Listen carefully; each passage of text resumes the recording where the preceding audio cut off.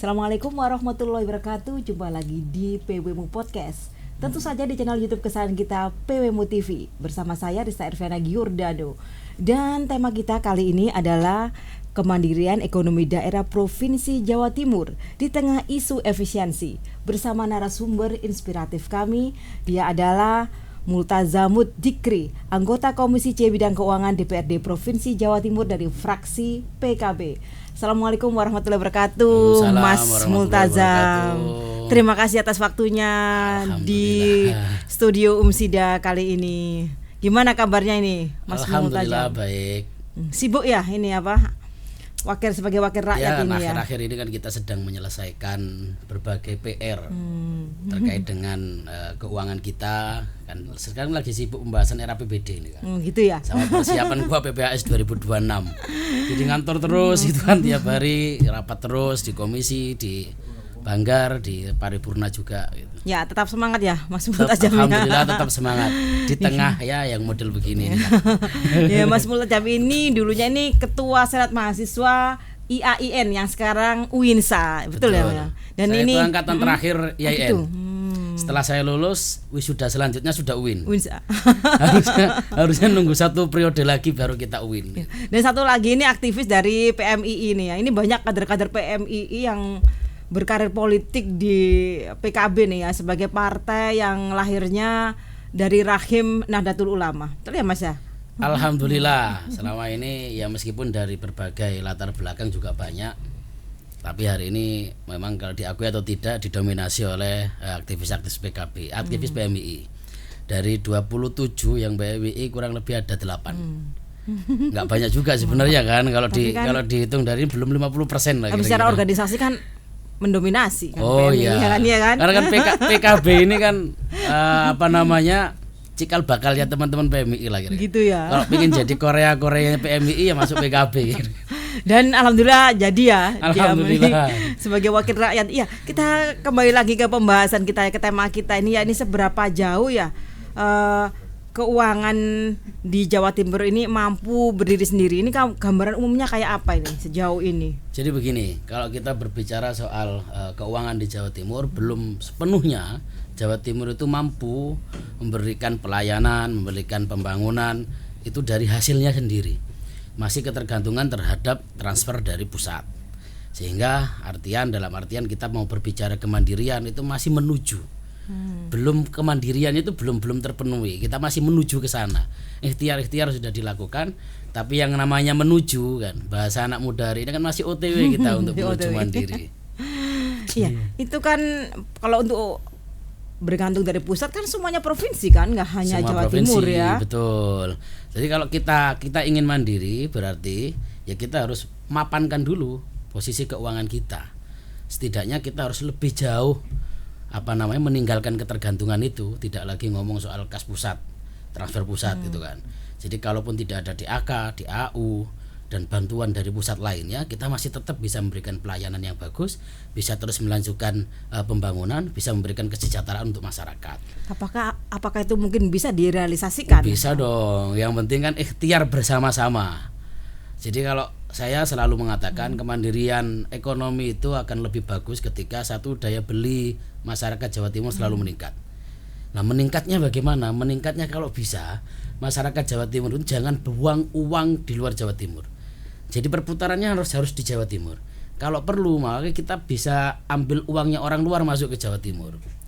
Misal melalui wisata, melalui produk UMKM kita, melalui berbagai macam unit usaha yang itu memang keluarannya dari Jawa Timur tapi bisa dijual ke luar daerah Jawa Timur. Sehingga kita bisa menarik uang dari luar. Uang dari Jawa Tengah misalnya yang terdekat, uang dari Banyuwangi, uang dari Bali misalnya, atau dari provinsi-provinsi lain. Kita kan punya banyak kemampuan UMKM kita ya. Mulai dari makanan, terus UMKM yang sifatnya kerajinan tangan, budaya kita juga punya, pariwisata apalagi potensi wisatanya kan.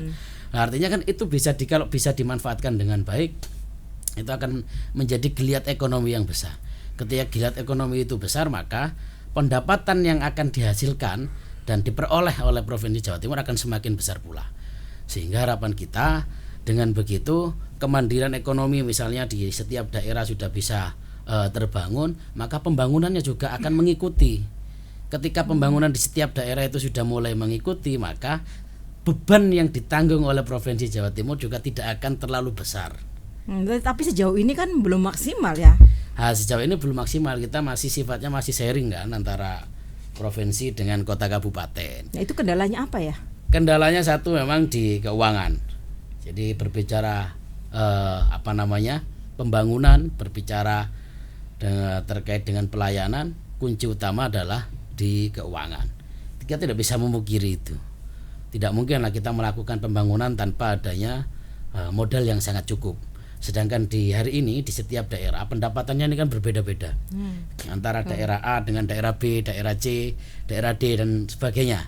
Nggak enak ini kalau mau nyebut daerah yang mana yang penghasilannya besar kan, misalnya begitu. Sehingga secara pemerataan itu kan bukan berarti setiap daerah mendapatkan bantuan penghasilan yang sama. Betul. Itu artinya tidak merata bagi saya kan begitu. Kan tergantung ya. Bagi saya berbicara pemerataan dan keadilan itu ya disesuaikan dengan kebutuhan. Misalnya Surabaya, masa Surabaya itu mau dibantu dengan angka yang besar, sedangkan posisinya Surabaya sebagai kota yang sangat maju. Alangkah lebih baiknya bantuan yang besar itu diberikan kepada daerah-daerah yang mungkin masih dalam tanda kutip masih ketinggalan, daerah yang di perbatasan, misalnya Pacitan, misalnya Sumeneb, misalnya Tulungagung, Trenggalek dan sebagainya. Nah, pemerataan itu harus mulai dilakukan, mulai dipikirkan. Sama halnya dengan misalnya kita mau bagi pupuk. Pupuk itu kan tidak bisa terus kemudian berbicara adil dan berbicara merata. Pembagian pupuk di Surabaya dengan pembagian pupuk di Sidoarjo harus sama. Karena Surabaya beda. tidak banyak petaninya kan begitu. Nah, kalau di Sidoarjo kan petaninya lebih banyak. Nah, hal-hal yang demikian ini hal-hal sepele tapi terkadang tidak banyak orang yang memperhatikan.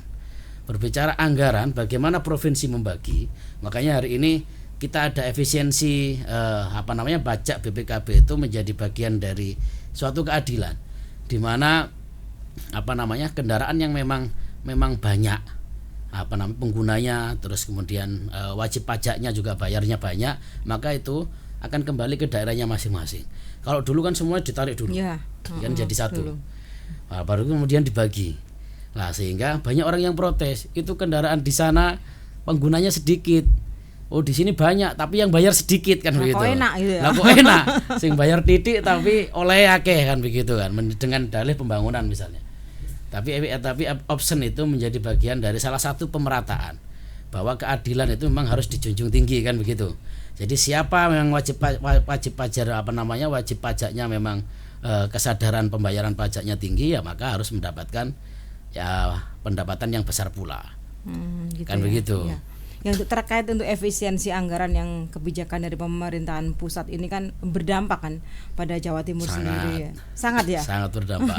Kita ini turun sampai 4T. Oh gitu. 4T. Sampai anjlok seperti itu ya. Pernah tahu uang 4T jenengan?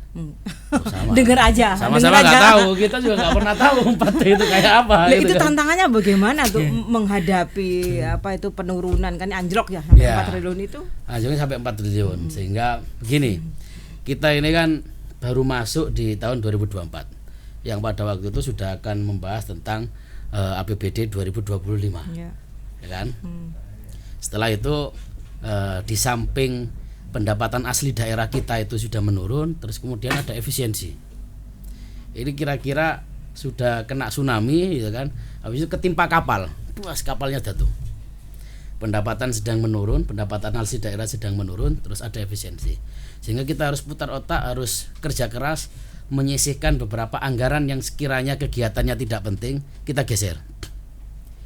Udahlah, kita prioritaskan di 2 pelayanan dulu. Contohnya ke luar negeri gitu ya. Ke luar negeri kita hapuskan kan gitu kan, kegiatan-kegiatan kunjungan kerja. Kalau dulu kan kunjungan kerja ini bisa tiap hari. Ya. Kita hari ini kan kunjungan kerja dalam 1 bulan itu cuma 3 kali. Sampai segitunya ya, itu ya. 2 kali dalam provinsi, terus 1 kali luar provinsi. Artinya yang berbicara efisiensi itu bukan hanya kegiatan-kegiatan yang tidak penting, kunjungan kerja pun akhirnya berdampak pada efisiensi, termasuk kunjungan dapil. Kalau kunjungan dapil dulu kita bisa difasilitasi oleh negara setiap Jumat, Sabtu, Minggu. Hari ini sudah tidak bisa, kalaupun ada anggaran kunjungan dapil, kita sebulan cuma sekali kunjungan dapil. Jadi secara nggak langsung kita tidak boleh turun ke dapil gitu karena nggak ada anggarannya. Guyonannya begitu, ya kan? Guyonannya kalau kita berpikir soal anggaran. Mas, tapi ini kan kita dituntut untuk kemandirian ya, mandiri secara ekonomi. Tapi ada efisiensi anggaran. Ini apakah nggak kontra? Disuruh efisiensi tapi disuruh mandiri. Jadi, apalagi di tengah keterbatasan fiskal ya, gitu kan ya. Kita kan melihatnya begini, Mbak. Pemerintah pusat itu sedang ngajari anaknya lah kan gitu. Siapa anaknya? Anaknya itu pemerintah provinsi dan pemerintah kota kabupaten. Kalau dulu anak itu mau minta apa saja selalu dikasih. Mau Pak mau minta jajan ini, mau minta jajan ini, kan gitulah kira-kira kan. Kalau kita ibaratkan pemerintah pusat dengan pemerintah daerah ini bagaikan orang tua dan anak, selalu dituruti. Ada pengajuan DAK misalnya dituruti, ada pengajuan DAU dituruti, terus dana alokasi khusus juga dituruti kan begitu. Dan kalau kita ibaratkan dari dulu seorang anak itu mau minta apa aja dituruti sama orang tuanya. Nah kemudian kalau kita ingin beranjak bahwa anak ini kalau mandiri, kalau ingin mandiri kan nggak mungkin semuanya harus dipenuhi oleh orang tuanya. Nah saya melihatnya ini negara sedang ngajari pemerintah daerah dalam tanda kutip ya, nah, untuk lebih mandiri, cari uang sendiri, nata sesuatunya sendiri, pembangunan itu harus efektif seperti apa misalnya. Kalau dulu wah tenang ada bapak kan gitu kan. Sekarang nggak ada bapak berarti harus pelan-pelan nih berpikir sendiri gitu. Dari mana ini anggarannya? Makanya kalau nun sewu, kalau dulu banyak kegiatan-kegiatan Provinsi Jawa Timur yang seremonialnya sangat luar biasa. Ngundang band-band luar negeri, ngundang band-band nasional misalnya kan begitu kan. Hari ini kan sudah kita mulai geser. Pras semua itu ya. Pras semua itu. Nah, mending kegiatannya yang langsung turun pada masyarakat dan efektif dan terarah. Nah, misalnya kegiatan yang efektif yang hari ini kita lakukan di dapil saya Pak, di dapil Pasuruan Probolinggo, itu menjadi bagian dari musibah tahunan Pasuruan ini. Setiap tahun selalu banjir, kan begitu?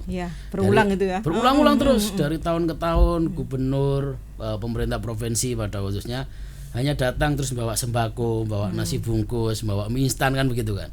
Nah, kita kritik ini, mau sampai kapan begitu? Beli banyak datang di beberapa titik terus bagi-bagi, nggak efektif. Banjirnya 1 bulan datangnya cuma sekali. Itu pun bawa nasi bungkus, bawa beras yang kadang dipakai 2 hari 3 hari udah habis ya. Udah habis itu kan. Iya nanti saya jeda dulu ya sambil ini minum air mineral Kimas ini kan demineralisasi yang baik untuk ginjal ini ya. Ya monggo ya Mas ya. Siap.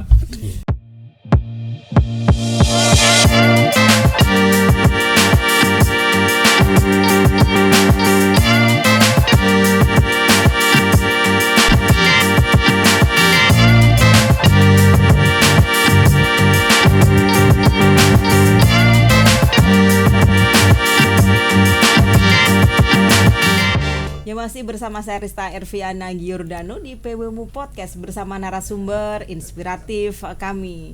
Dia adalah Mas Multazam ya, anggota Komisi C Bidang Keuangan DPRD Jawa Timur. Ini enak sekali ya bicara sama Mas Multazam ini ya, bisa lugas, bisa jelas. Jadi yang masyarakat awam ini yang nggak tahu nih jadi tahu ya ini ya, tugas-tugasnya Komisi C itu apa, efisiensi anggaran itu bagaimana dan bagaimana sih caranya itu ya untuk efisiensi anggaran ini bisa tepat sasaran dan menghemat ini ya, menghemat anggaran ini Mas ya. Ini untuk efisiensi anggaran sendiri kan di tengah pembangunan ini ya. Kan nggak mungkin pembangunan itu mandek atau bisa dikurangi kan, nggak seperti itu kan ya. Ini caranya kayak gimana ini? Jadi begini, kita ini kan punya target sebenarnya. Jadi kalau kita berbicara skala prioritas pelayanan ya Mbak ya, kita ngomong pelayanan dulu, kita punya 2 pelayanan dasar kan. Layanan dasar pertama adalah kesehatan dan juga pendidikan. 2 layanan ini tidak boleh diotak-atik ini anggaran ini. Ini kalau diotak-atik berapa ini kan pakem ini Mbak.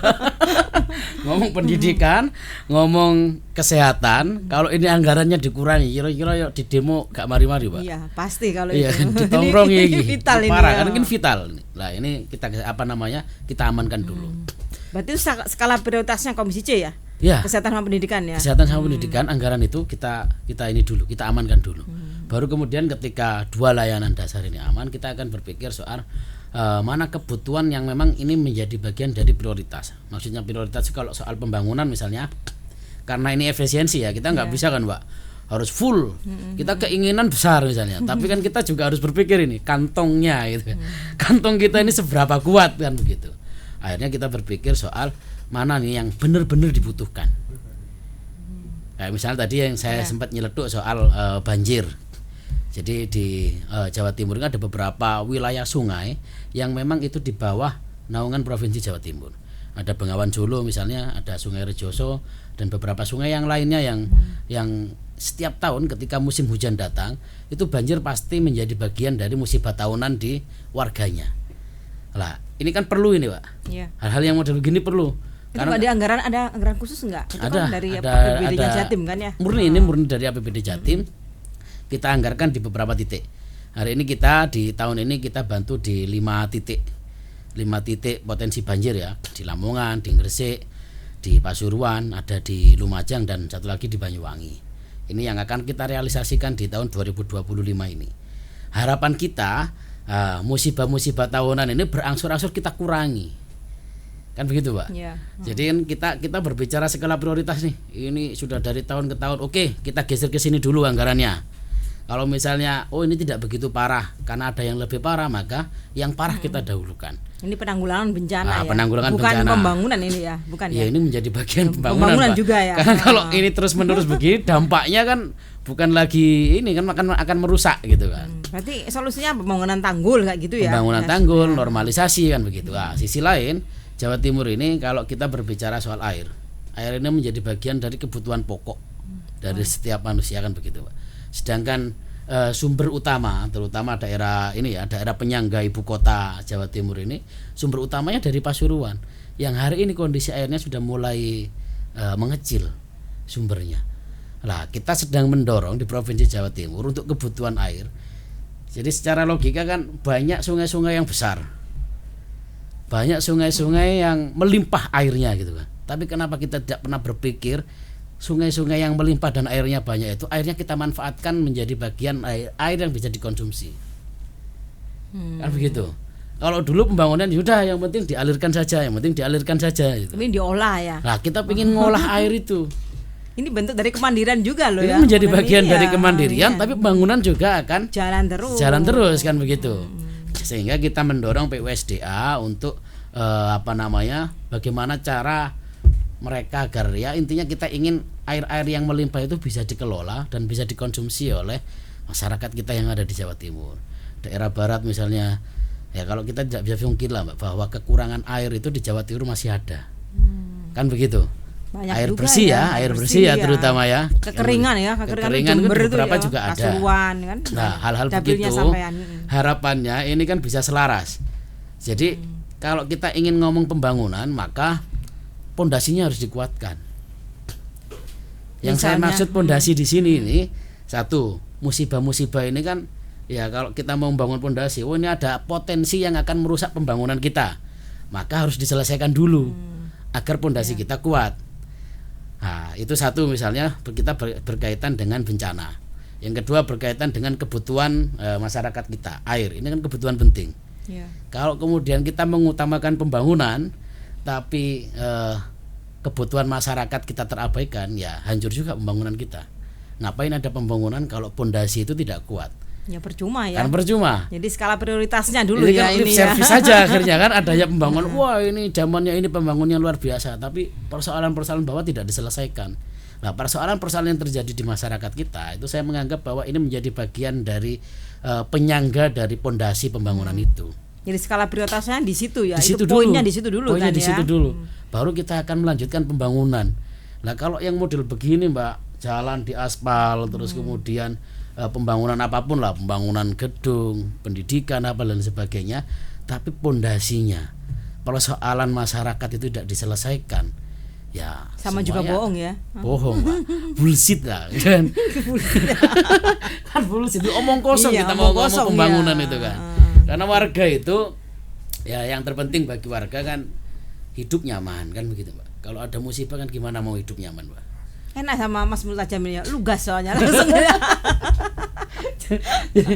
Jadi saya tuh pernah merasakan betul. Saya pernah turun di banjir itu.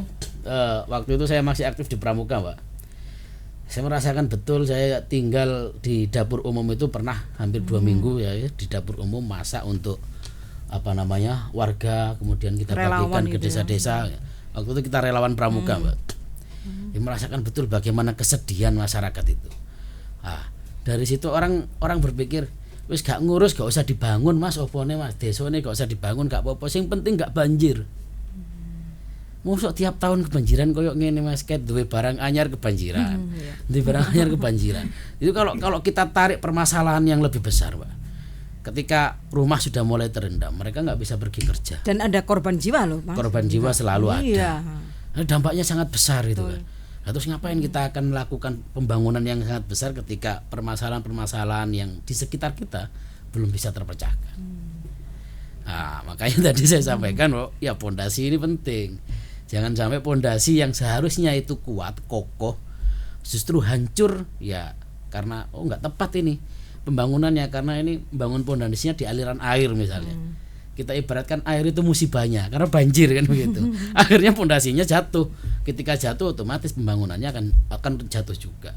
Ya, dengan penjelasan ini semoga masyarakat awam ini paham ya. Ternyata memang insya Allah. Poinnya di pembenahan di masyarakat dulu ya untuk permasalahan kayak banjir, kayak kekeringan itu memang lebih penting kan. Lebih penting daripada kita harus ngomong pembangunan tapi permasalahan masyarakat itu belum selesai. Dan tapi bukan berarti pembangunan itu mandek kan, bukan seperti itu kan, jalan terus berjalan.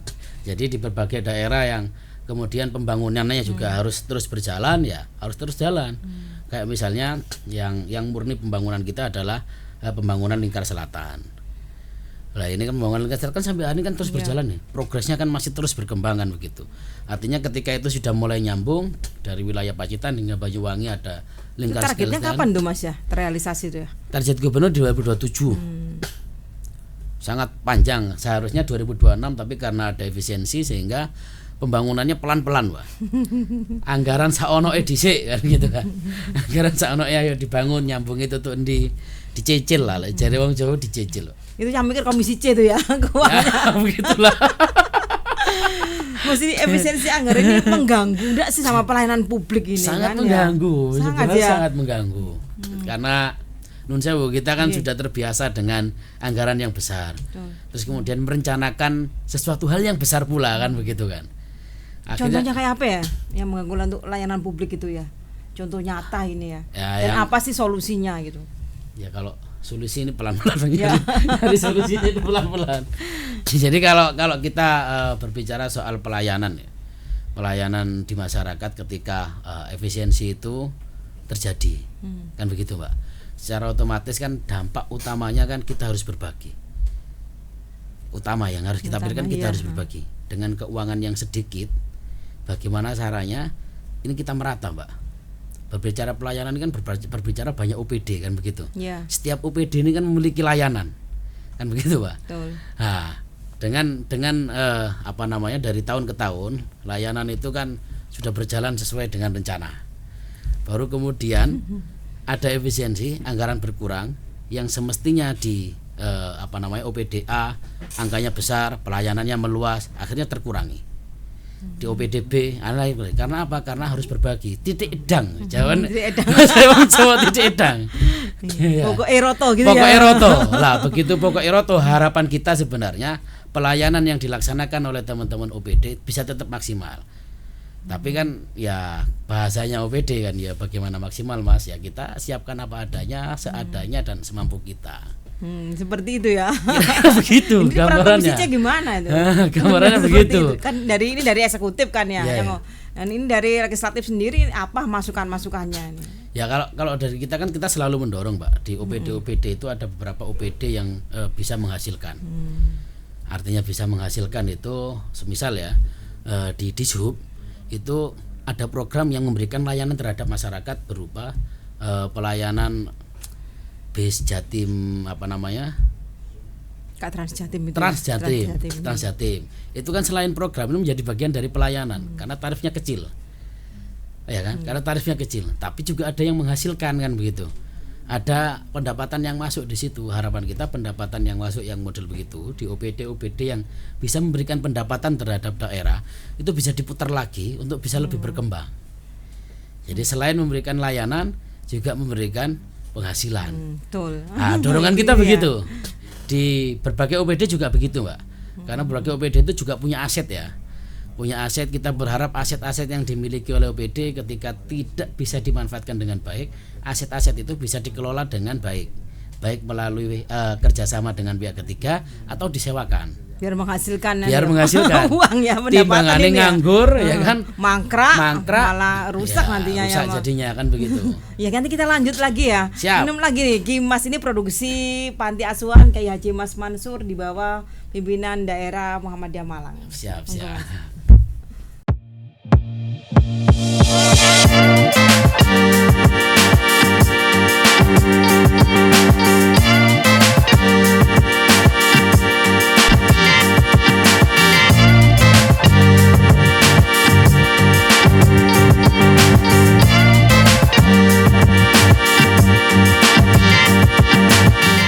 Ya, kembali bersama saya Rista Erviana Giordano bersama narasumber kompeten dan juga inspiratif kami, yakni anggota Komisi C DPRD Jawa Timur dari fraksi PKB Mas Multajam ini.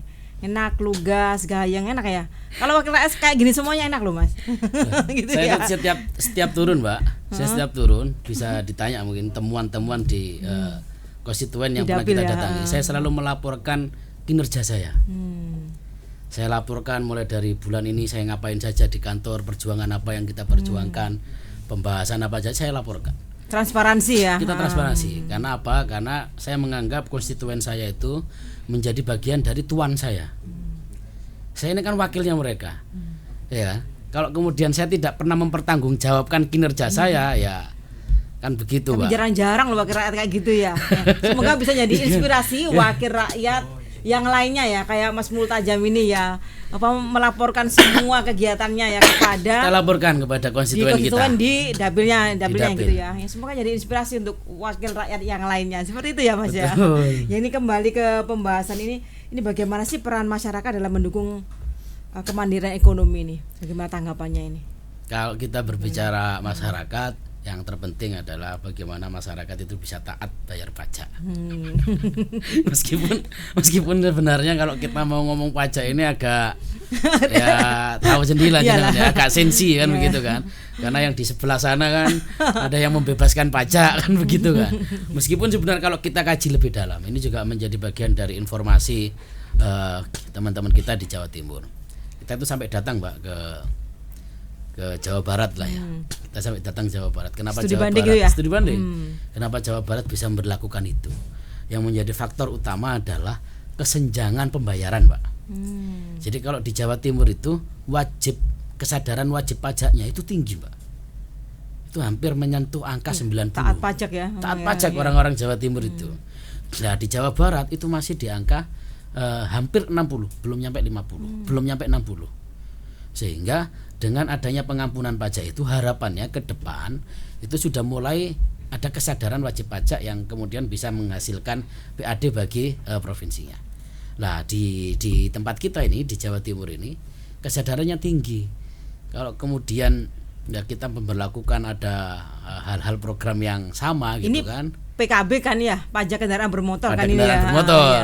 Nah, kalau kemudian kita diberlakukan sama, otomatis yang kita khawatirkan juga eksekutif juga khawatirkan akan menurun kesadaran wajib pajak kita. Nah, kalau hari ini kan gubernur memberikan ada program pengampunan pajak atau pemutihan lah kalau bahasanya. Istilahnya pemutihan. Meskipun pemutihan itu masih terbatas di beberapa segmen. Kan tiap tahun itu kan sudah dilakukan oleh Jawa Timur kan. Tiap tahun dilakukan. Setiap ulang tahunnya Jawa Timur ya. Pasti ya, dilakukan. Pasti kan, ya. Tapi tidak se-wow kan gitu. Nggak sesignifikan sana mungkin ya. Tidak sesignifikan. Artinya kesimpulan kita, pengampunan pajak yang dilaksanakan oleh pemerintah Provinsi Jawa Timur sosialisasinya kurang, Pak. Makanya beberapa kali kita nekankan kepada Bapenda UPT, Bapenda kita yang di setiap kota kabupaten, ketika ada kebijakan pengampunan pajak, mohon sosialisasinya bisa lebih merata.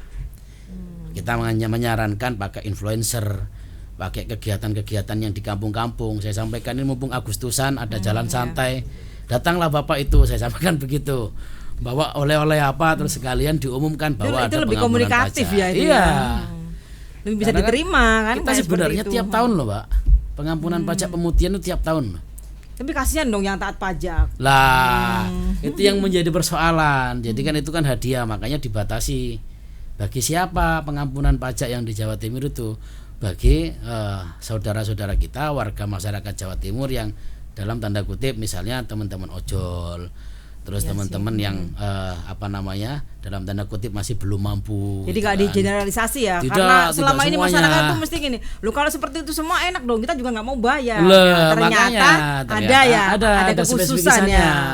Misalnya driver ojol, terus masyarakat yang kurang mampu. Kalau sekarang semuanya diampuni, Mbak.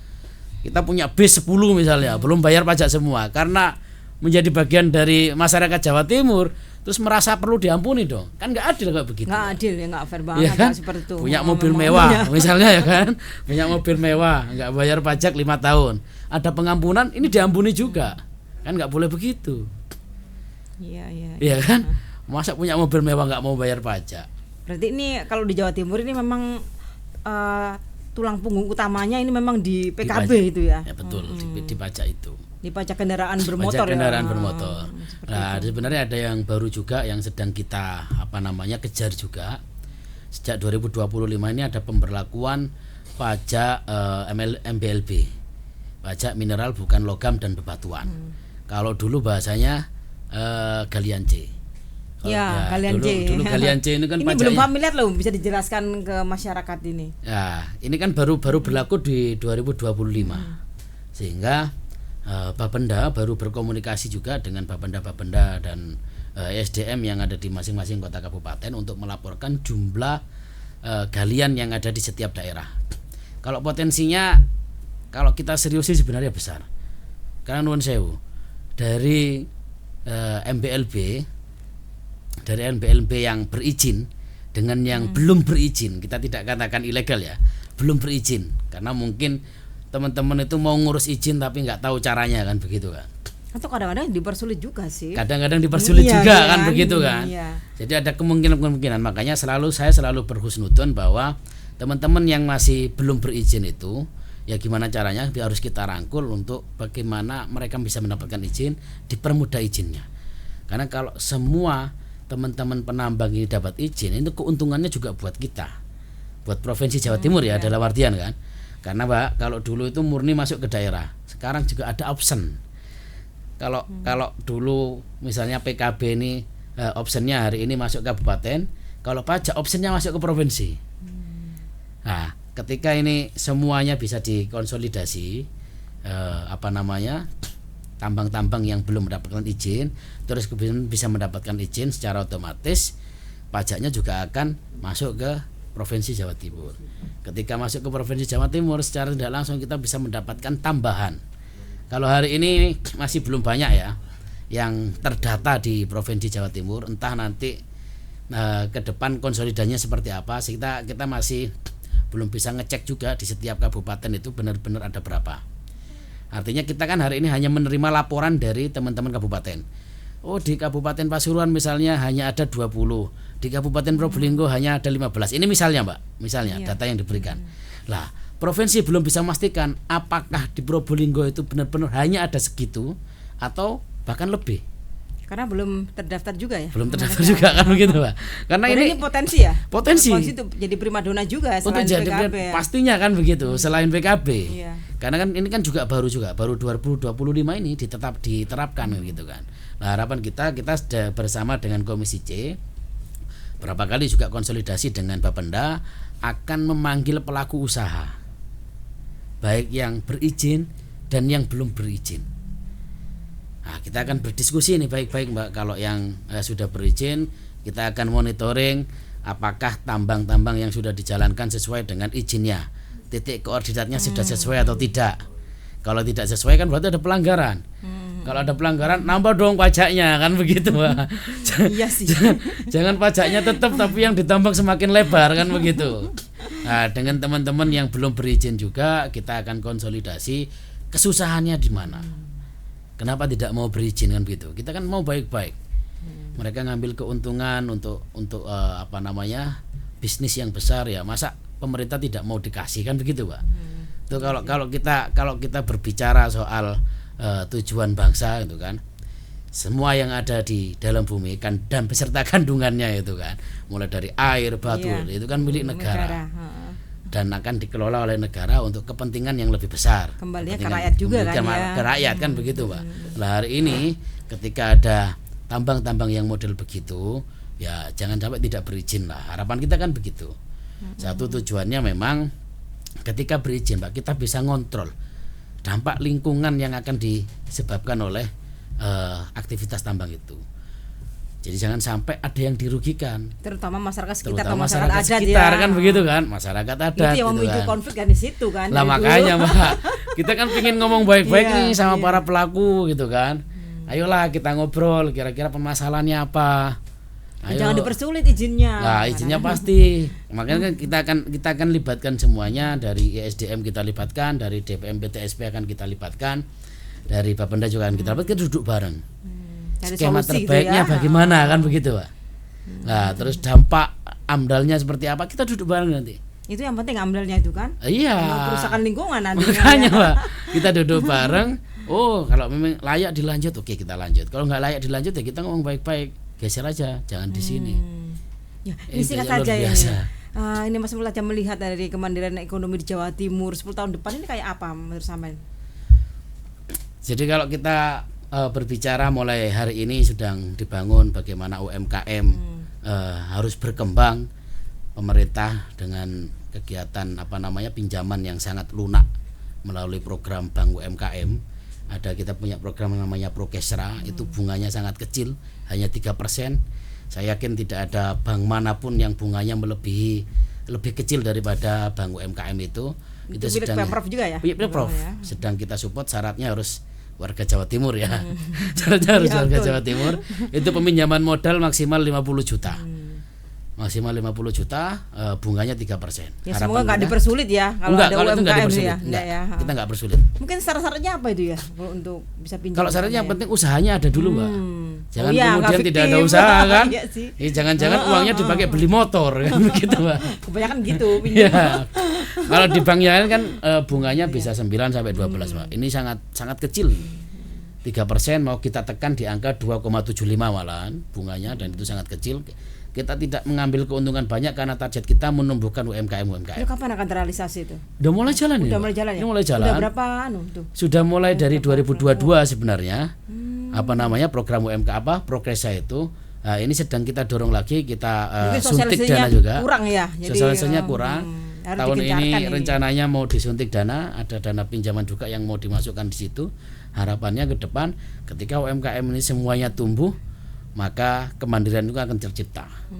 Uang di Jawa Timur, mutarnya di Jawa Timur, bahkan kita ingin mendapatkan uang juga dari daerah lain agar masuk ke Jawa Timur. Ya, terima kasih ya Mas Multaja atas pencerahannya, atas informasi dan penjelasannya sehingga kita bisa tahu, dan masyarakat umum ya. Siap. Ini dari sahabat dari PWMU TV ini biar juga bisa paham ya. Paham kondisinya ya. Kondisinya seperti ini ya. Ya terima kasih Mas Multaja. Narasumber inspiratif kami ini ya. Enak sekali diskusinya gitu ya, mengalir ya. Ya demikian PWMU Podcast kali ini, dan jangan lupa tonton terus PWMU TV. Assalamualaikum warahmatullahi wabarakatuh. Saya Rista Irfana Giordano. Sampai jumpa.